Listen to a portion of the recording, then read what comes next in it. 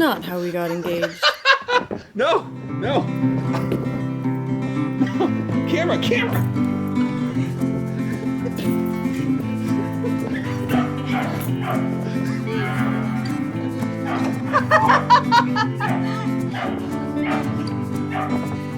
But I still need a dress to wear for pictures, and this is how I made one. But first, I made myself a new sweatshirt. I couldn't not buy this fabric, just look at it. I made a mock-up from this lovely gray sheet. I'm gonna start working on this project again today, but first, the correct trim finally arrived. I finished sewing the proper trim on this last night, so it is actually done now. I took a little break this week to make a heart bag, and I found this at an antique store. It goes up and down very easily. There's a slight problem with the motor, so we're working on fixing it right now. I think it should work, and this may become my primary machine because I'm a little worried about breaking another plastic one. Emmy's being a very good girl. Today I'm going to cut out the white fabric and use this. I'm going to take this apart and use it as pattern and assemble it. And if I don't like it, then it'll just be a mock-up. And I'll make another one because that's a thrifted white sheet. Instead of buying bra cups and wire, I just bought a bra. And yes, I know you're supposed to use a seam ripper the other way around, but so far that has only sliced holes in my nice fabric, so no thanks. I grabbed my handy dandy finger slicer to cut. Gee, I wonder where that name came from. And then I gave up on my finger slicer before anything bad happened. I think I'm just cursed with scissors at the moment. I ran over a pin with my good ones like a year ago, and I had those sharpened, but they really just butchered them, so I tried replacing them, and these just suck. There's no way around saying that. I'm not happy. I started assembly by sewing the boob cups. Wow, that sounds mature. And then the side seams.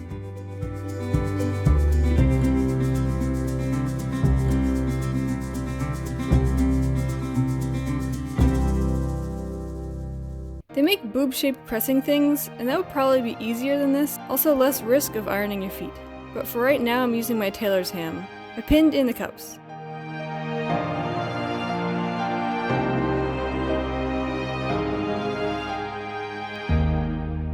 And back at the start, but with white fabric this time.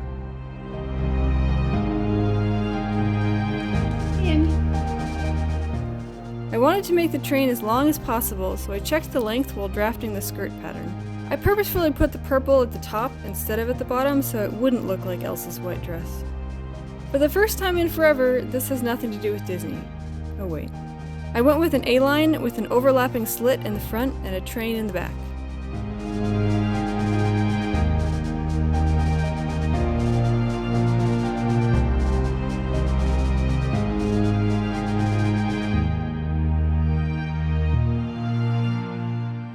I made another copy of the skirt pattern, except the front piece is 4 inches shorter for the slit to overlap. I'm unhappy with my new scissors. I may have mentioned that already. These are my first pair of sewing scissors, like from when I was a kid.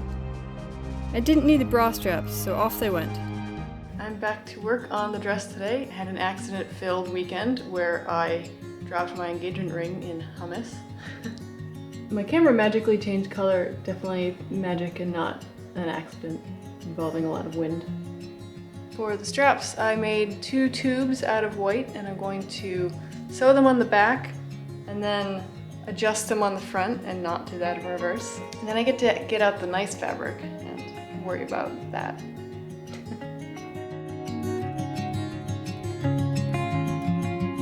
Excuse me, doggo. It took a lot of finagling and I had to cut down on the train slightly. I've had to do that before.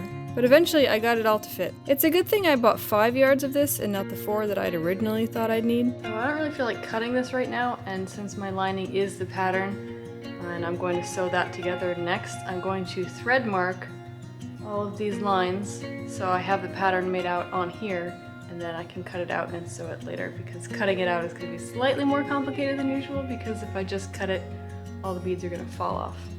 I used bright yellow thread to mark the pattern lines, and also label which pieces were the right side. I've been bird pooped. When I bought this fabric, the last thing on my mind was a dog bed.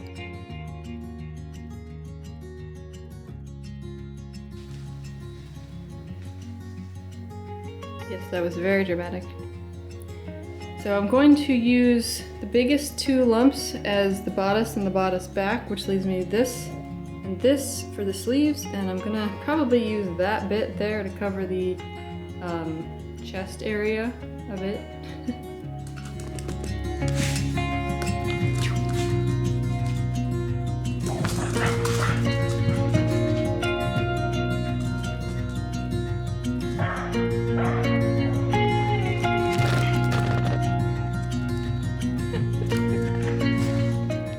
This weekend I dislocated my pinky finger with the really awesome and tricky act of holding a teacup.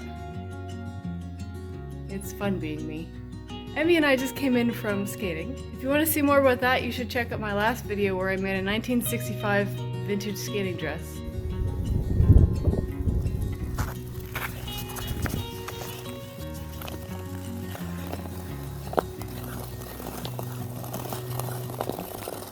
Back to work on this today. I think I'm going to start with putting on the zipper, and then I guess I'm going to cut the really expensive fabric. Hopefully that will go well. Yes, my pants match my dog. I am just not having any luck with sewing scissors, and it is driving me nuts. But I wasn't going to ruin another pair of scissors on these beads.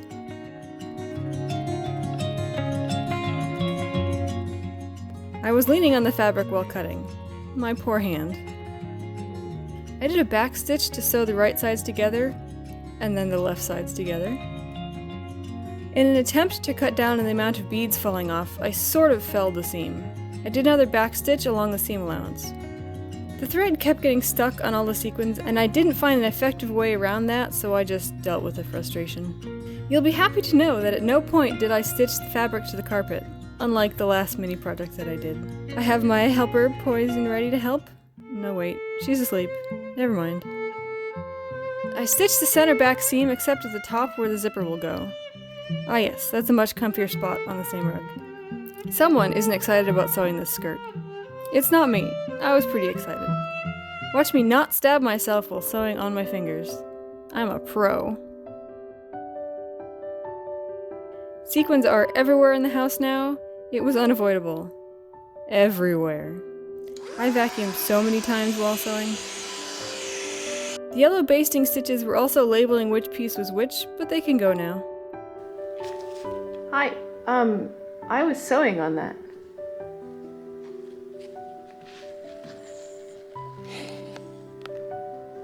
Yes, exactly that. You are not helping. I am doing a spaced backstitch to hem this. I know you don't have to hem tulle, but how else am I going to keep the beads from falling out and going everywhere? I did a spaced backstitch to hem. I was trying to keep the hem as sheer as possible. There was a lot of hemming here. The skirt is deceptively large. And yes, I do love my golden doodle pants.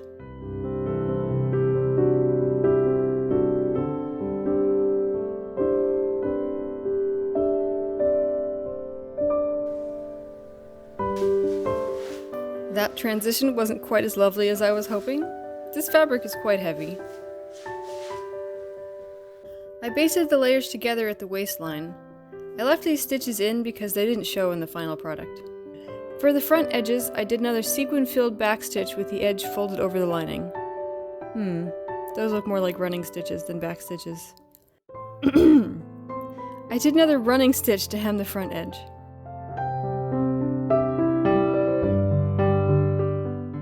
And ta-da! I've made the world's most sparkly skirt! I draped the bodice overlay on the dress form. What you're seeing here is my third and final try. First I tried to pleat around the cups and that just wasn't working. I wanted some ice strands to be on the top as well, but what I ended up doing is, well, you'll see later. Emmy thinks it's not sewing time.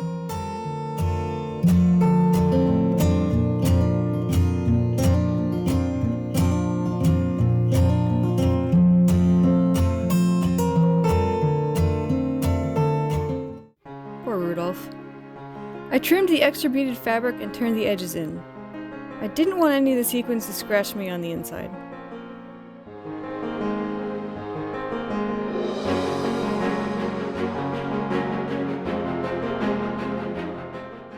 I I used more itty-bitty something stitches to sew the beaded fabric to the bodice lining. I went along the edges, but I also did some almost pad stitching in the middle to minimize stretching. This part was the worst for catching threads on sequins.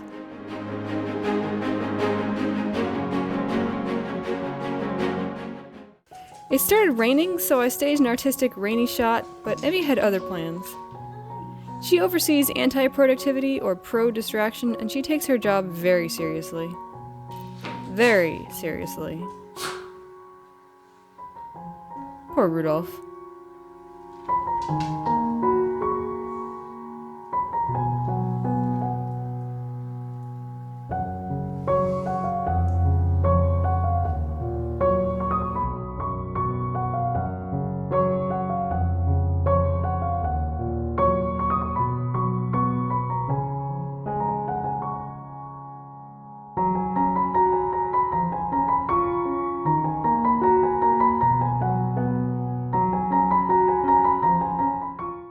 Having a bit of a rainstorm.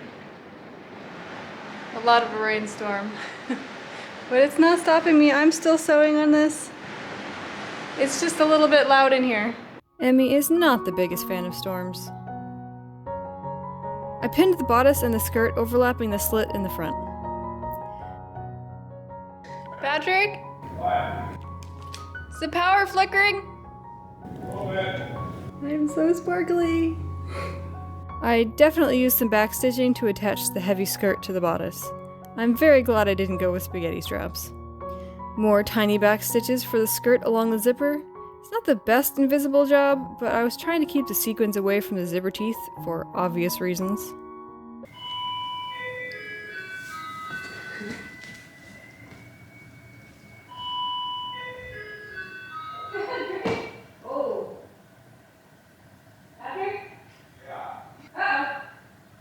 Hey, you know what's really funny? I was recording. So I grabbed a lantern and continued sewing, which was the only logical thing to do. At least I wasn't using the machine. Who needs the electricity anyway? Pretend my lantern is oil-powered. Emmy was kind of freaked out, and even Judah was a bit worried. He has lost most of his hearing, but the alarms were fairly loud.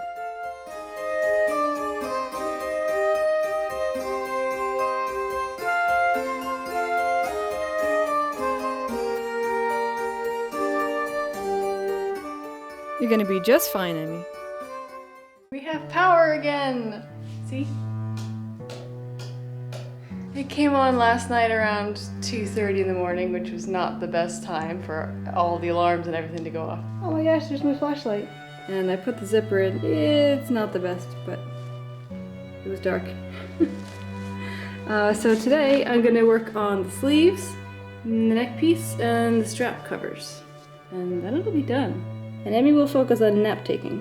The sleeves are exactly as big as the two pieces that I had left. There really wasn't much fabric left over when I was done with my dress. Just enough for something small. These scissors are just awful. I did rush to finish this so I could take pictures while it was snowing, but it was so worth it.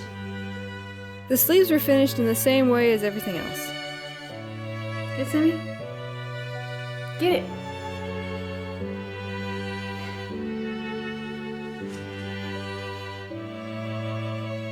I attached the sleeves with a big whip stitch, hoping that would trap some of the beads, but they're all over the house now. For the chest area, I cut out some extra icy strands and added them to the mesh.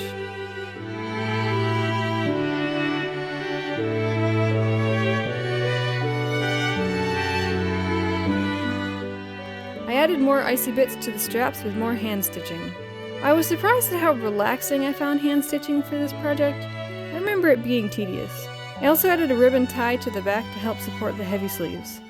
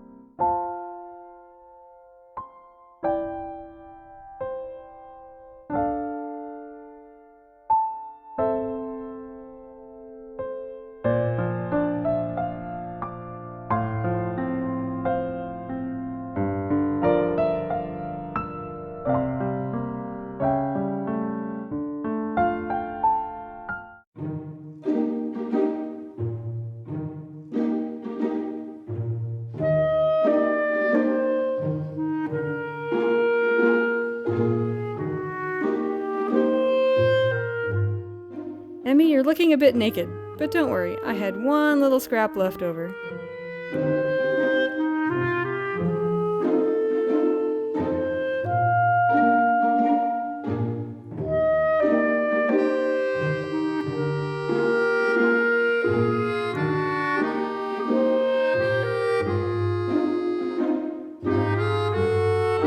It's a little cold out here.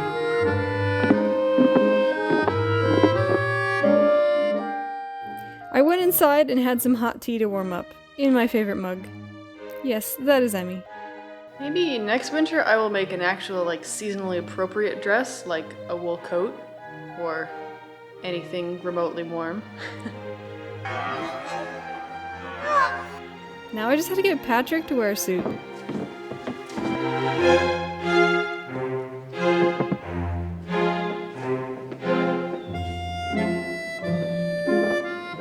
Gonna fall off the edge of the dock.